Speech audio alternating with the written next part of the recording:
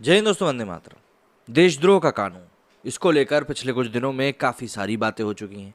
कई जो विपक्षी पार्टी के नेता हैं उनका कहना है कि जो भी सत्ताधारी पार्टी रहती है वो इस कानून का उपयोग अपने हिसाब से करती है। मतलब भाई जिसके खिलाफ भी ये केस करवाना होता है ये केस करवा दिया जाता है। कंगना रनौत, नवनीत राणा, इन लोगों के खिलाफ भी इसी के अंतर्गत जो था वो केस दर्ज हुआ था। तो ऐसे में सवाल ये उठता है कि इससे जो पूरा ये जो लॉ है इसको उठाकर एक टोकरी में डालने की बात चल रही है। तो ऐसा क्यों हो रहा है, क्या इसके पीछे का कारण है और क्यों ये कानून लोगों को अब लगने लगा है कि काफ़ी पुराना हो चुका है और इसको लेकर इसका नवीनीकरण किए जाने की काफ़ी ज़्यादा ज़रूरत है।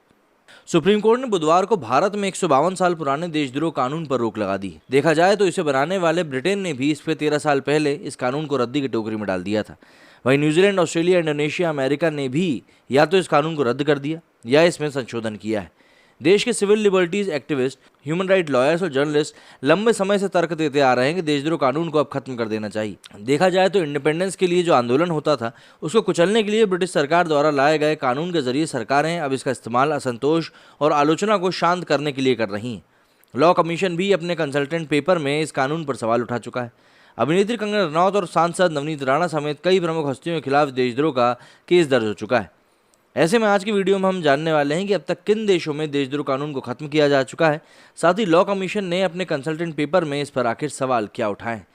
सबसे पहले सवाल ये उठता है कि आखिर देशद्रोह का कानून क्या है और इसमें सज़ा कितनी मिलती है। तो इंडियन पिनल कोड यानी कि आईपीसी की धारा 124A में देशद्रोह की परिभाषा के अनुसार अगर कोई व्यक्ति राष्ट्रीय चिन्हों या संविधान का अपमान या फिर उन्हें नीचा दिखाने की कोशिश करता है या फिर सरकार विरोधी सामग्री लिखता है या बोलता है तो उसके खिलाफ आईपीसी सेक्शन 124A के तहत देशद्रोह का केस दर्ज हो सकता है। इसके अलावा कोई ऐसा भाषण या अभिव्यक्ति जो देश में सरकार के खिलाफ घृणा, उत्तेजना या संतोष भड़काने का प्रयास करता है वो भी देशद्रोह में आता है। साथ ही अगर कोई व्यक्ति देश विरोधी संगठनों से जाने या अनजाने में संबंध रखता है, उन्हें किसी भी तरह से का सहयोग देता है तो वो भी देशद्रोह के दायरे में आएगा। देशद्रोह मामले में दोषी पाए जाने वाले व्यक्ति को 3 साल की सज़ा से लेकर आजीवन कारावास की सज़ा हो सकती है। देशद्रोह गैर जमानती अपराधों की कैटेगरी में भी आता है। बात करें ब्रिटिश राज की, तो ब्रिटिश राज में 1837 में लॉर्ड टीबी मैकॉलेंड की अध्यक्षता वाले पहले लॉ कमीशन ने इंडियन पैनल कोड यानी आईपीसी तैयार किया था। 1870 में ब्रिटिश सरकार ने सेक्शन 124A को आईपीसी के 6ठे अध्याय में जोड़ा था। 19वीं और 20वीं सदी की शुरुआत में इसका इस्तेमाल ज़्यादातर प्रमुख भारतीय राष्ट्रवादियों और स्वतंत्रता सेनानियों के लेखन और भाषणों के खिलाफ हुआ करता था।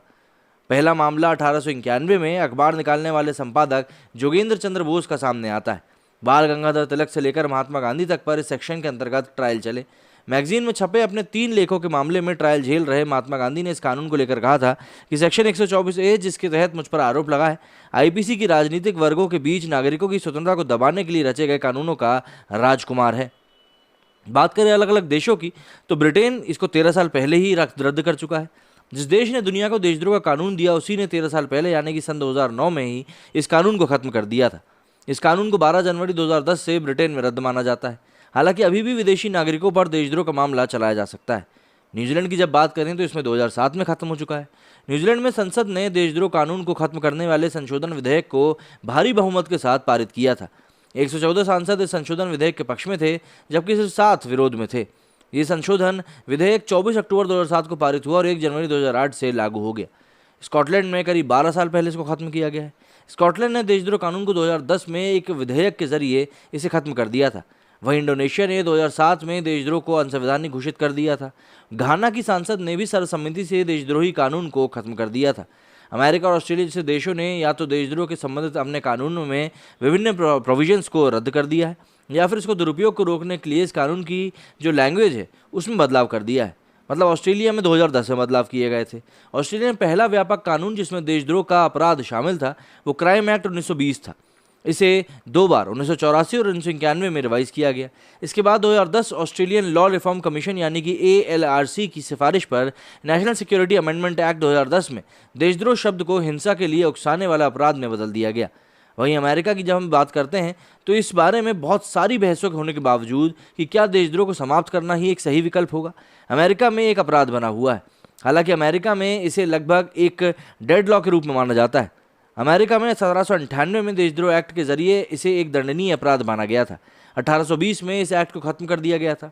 हालांकि 1918 में अमेरिका ने फिर से देशद्रोह एक्ट को पारित किया, क्योंकि पहले वर्ल्ड वॉर में कांग्रेस अमेरिकी हितों की रक्षा करना चाहती थी। अभी भारत के अलावा दुनिया के कई देशों में ये कानून लागू है। इन देशों में ईरान, सऊदी अरब, मलेशिया जैसे कई देश शामिल हैं। भारतीय लॉ कमीशन ने 2018 में देशद्रोह के ऊपर एक परामर्श यानी कंसल्टेंट पेपर जारी किया था। देशद्रोह कानून के लिए क्या रास्ता अपनाना चाहिए, इस पर लॉ कमीशन ने कहा कि लोकतंत्र में एक ही गाने की बुक से गाना देशभक्ति का पैमाना नहीं है। साथ ही लोगों को अपने अपने तरीकों से अपने देश के प्रति अपना स्नेह दिखाने के लिए इंडिपेंडेंट होना चाहिए। ऐसे करने के लिए सरकार की नीति में खामियों की ओर इशारा करते हुए कोई रचनात्मक आलोचना या बहस की जा सकती है। लॉ कमीशन ने कहा कि इस तरह के विचारों में प्रयुक्त अभिव्यक्ति कुछ के लिए कठोर और कुछ लोगों के लिए बुरी भी हो सकती है, लेकिन ऐसी बातों को देशद्रोही नहीं कहा जा सकता। लॉ कमीशन ने यह भी कहा कि सेक्शन 124A केवल उन मामलों में लागू किया जाना चाहिए जहां किसी भी कार्य के पीछे मंशा सार्वजनिक व्यवस्था को बाधित करने या हिंसा और अवैध साधनों को सरकार के खिलाफ खड़ा करने की हो। कंसल्टेंट पेपर में लॉ कमीशन ने कहा कि अभिव्यक्ति की स्वतंत्रता के अधिकार पर हर गैर जिम्मेदाराना प्रयोग को देशद्रोह नहीं कहा जा सकता। साथ ही ये भी कहा कि तत्कालीन सरकार की नीतियों से मेल न खाने वाले विचार व्यक्त करने के लिए किसी व्यक्ति पर राजद्रोह की धारा के तहत आरोप नहीं लगाया जाना चाहिए। लॉ कमीशन ने कहा था कि ब्रिटेन ने 10 साल पहले देशद्रोह कानून को समाप्त कर दिया था और ऐसा करते वक्त कहा था कि वो देश ऐसे कठोर कानूनों का उपयोग करने का उदाहरण नहीं बनना चाहता। कंसल्टेंट पेपर में पूछा गया कि उस सेक्शन 124A को बनाए रखना कितना उचित है, जिसे अंग्रेजों ने भारतीयों पर अत्याचार करने के लिए एक उपकरण के रूप में उपयोग किया था। तो ऑल इन ऑल अगर हम बात करें तो इस कानून को लेकर काफ़ी ज़्यादा विरोधाभास अब देश में उत्पन्न हो चुका था, क्योंकि इसका दुरुपयोग किया जा रहा था। तो जाहिर सी बात है, इसको हटाए जाने में ही सभी लोगों ने भलाई समझी है। मेरे इस वीडियो में फिलहाल इतना ही। इस कानून के बारे में आपका क्या कहना है, मुझे कमेंट करके ज़रूर बताएं। जय हिंद, जय भारत।